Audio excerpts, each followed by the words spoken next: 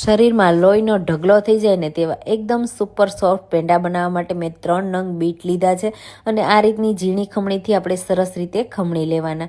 હવે પેંડા બનાવવા માટે 1 ટેબલ સ્પૂન ઘીમાં આ રીતે બીટને સારી રીતે શેકી લેવાનું, એટલે જે પણ કચાશ હશે નીકળી જશે અને એકદમ સરસ માવા જેવું તૈયાર થઈ જશે।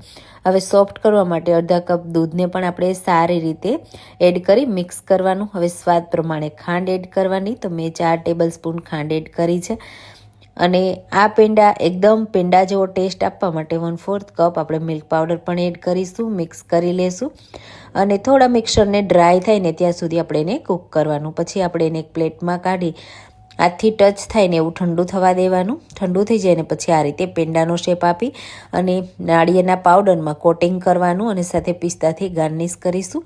એકદમ સુપર ટેસ્ટી, હેલ્ધી, લોહીનો ઢગલો કરી દે તેવા પેંડા તૈયાર છે।